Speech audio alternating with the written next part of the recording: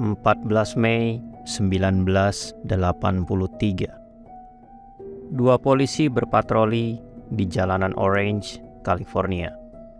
Mereka berpatroli seperti biasa, keliling jalan untuk melihat dan menjaga keamanan jalan. Dua polisi menangkap pengemudi karena mengendarai mobil secara zigzag. Mereka lalu mengejar dan memberhentikan mobil itu.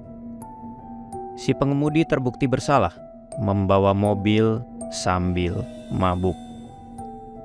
Polisi kedua memeriksa mobil pengemudi. Dia menemukan mayat laki-laki yang ditutupi jaket. Selain itu, dia juga menemukan beberapa hal yang membuat kasus ini menjadi pembunuhan terbesar tahun itu di California. Polisi menemukan 47 foto laki-laki muda tanpa busana, dalam keadaan tertidur ataupun sudah meninggal. Di mobil ini juga ditemukan sebuah koper yang membuat kasus ini semakin rumit. Terdapat buku catatan dalam bentuk kode yang diduga adalah 61 daftar korban. Dari buku catatan itu, polisi menemukan korban-korbannya. Beberapa korban tubuhnya dimutilasi. Sebagian besar adalah orang gay homoseksual. Hampir setiap tubuh korban ditemukan tanda-tanda pelecehan secara seksual. Tetapi polisi kesulitan membuktikan kalau pengemudi tadi adalah pelakunya. Bahkan sampai tahun 2023 ini, dia masih hidup di penjara California, walaupun sudah divonis mati. Tetapi ada sebuah hal yang pasti. Orang ini terbukti adalah orang yang sangat cerdas. Siapakah dia sebenarnya? Randy Steven Kraft lahir pada tanggal 19 Maret 1945 di Long Beach, California. Kraft merupakan anak laki-laki satu-satunya dari 4 bersaudara. Pada tahun 1948, keluarga Kraft pindah ke Westminster, California. Kraft merupakan anak yang cerdas dengan IQ 129. Pada umur 18 ini, Kraft mulai menyadari bahwa dia seorang homoseksual. Dia mulai bekerja di gay bar di kota setempat. Tahun 1968, Kraft akhirnya menyelesaikan kuliahnya dan mendapat gelar sarjana ekonomi. Setelah itu, Kraft lanjut bergabung dengan Angkatan Udara US. Karena mendapat nilai yang bagus, dia diizinkan untuk ditempatkan di Pangkalan Udara Edward.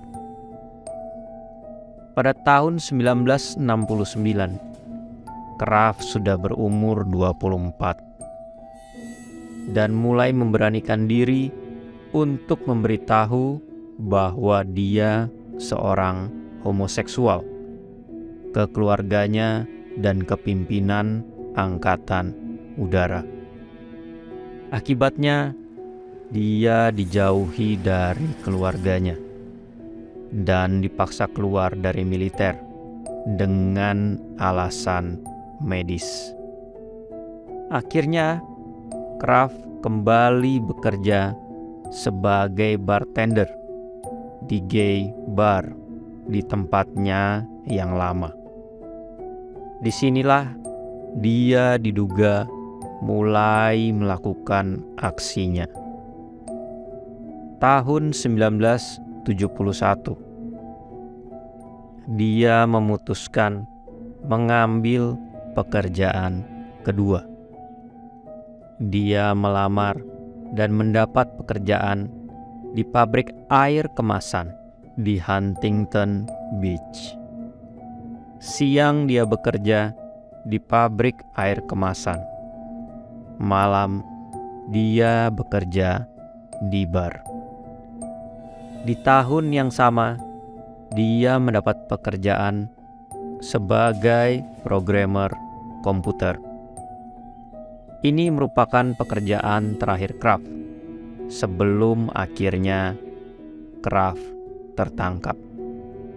14 Mei 1983, jam 1 malam. Seolah-olah dua malaikat diutus untuk menghentikan Kraft. Dua polisi bernama Michael Sterling dan Michael Howard menghentikan mobil yang berjalan secara zigzag.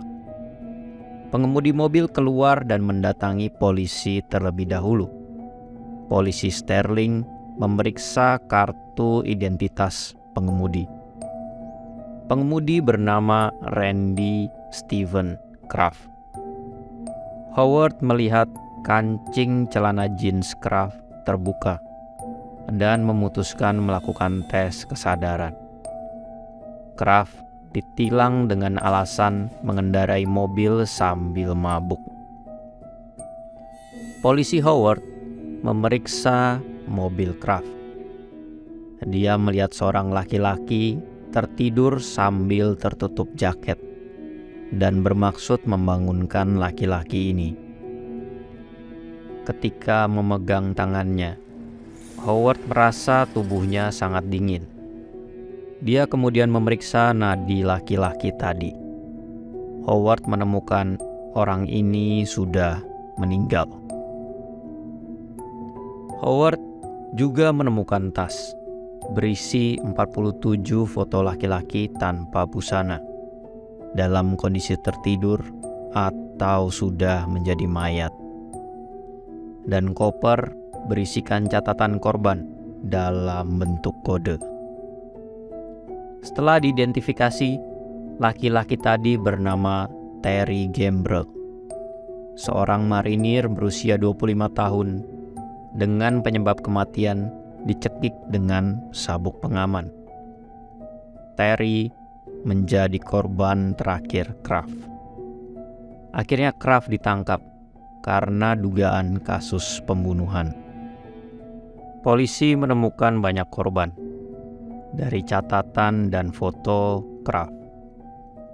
5 Oktober 1971, polisi menemukan seorang jasad pria di sekitar Jalan Raya Ortega Selatan.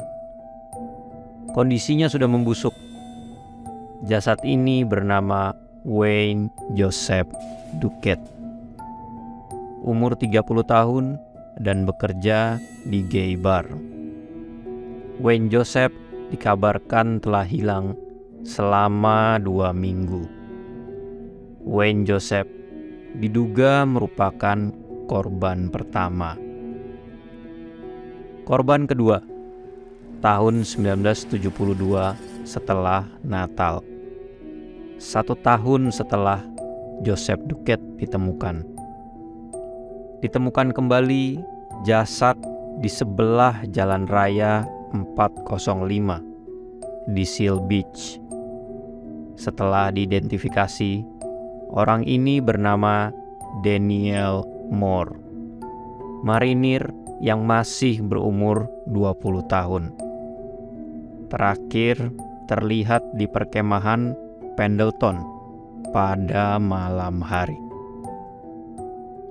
Moore meninggal karena dicekik dan dipukuli. Ada bekas gigitan di alat kelaminnya, dan salah satu kaos kakinya berada di dalam duburnya. Korban ketiga, 6 minggu dari penemuan korban kedua. Ditemukan jasad laki-laki tidak dikenal. Perkiraan umur 17 sampai 18 tahun. Masih sangat muda. Jasad ini ditemukan di sekitar jalan raya Terminal Island di Wilmington. Korban meninggal karena dicekik. Lagi-lagi ditemukan kaos kaki di duburnya.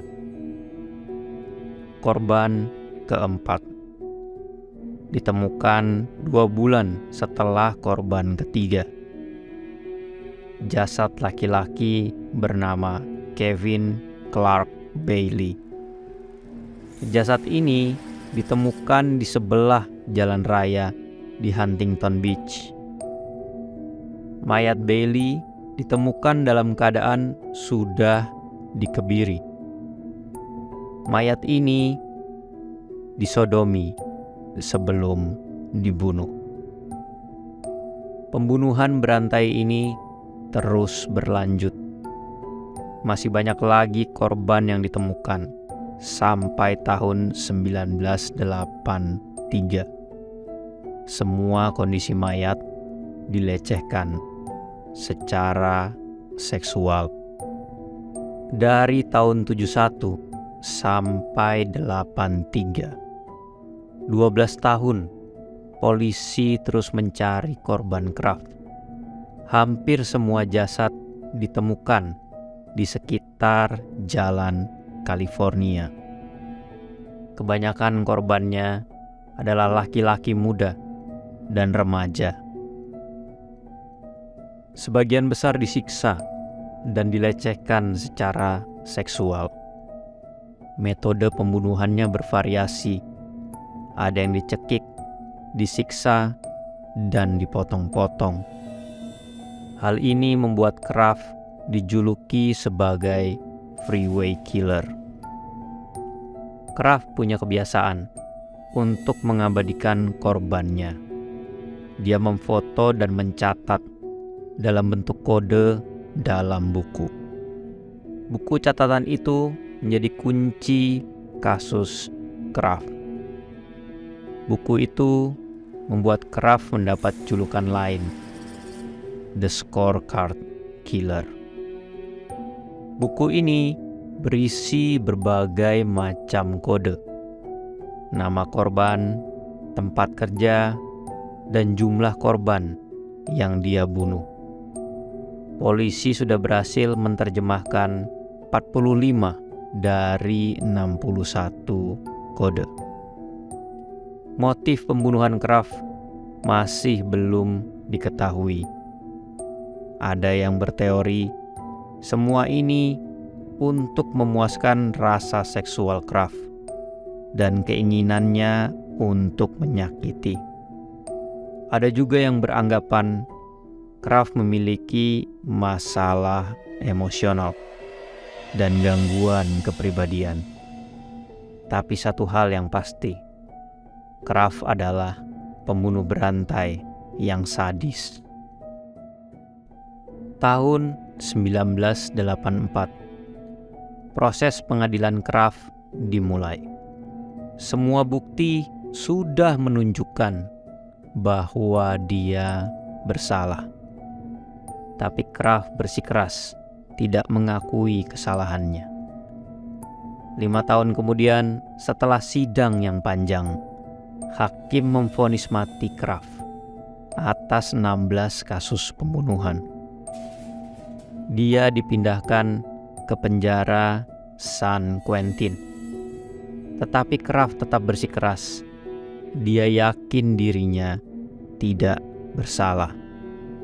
Sekarang 2023, Kraft masih hidup di penjara San Quentin, menikmati hari di penjara sambil menunggu hari kematiannya.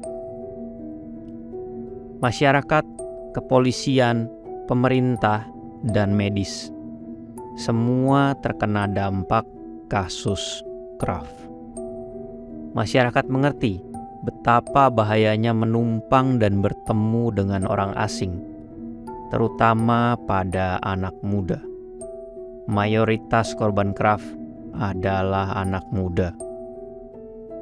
Prosedur kepolisian, teknik penyidikan, dan teknik forensik menjadi berubah karena kasus Kraft,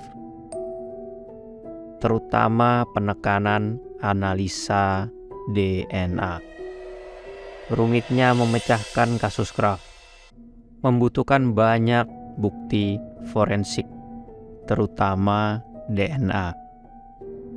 Pemerintah dan lembaga penegak hukum juga terdampak kasus ini, terutama peningkatan sumber daya untuk investigasi kriminal.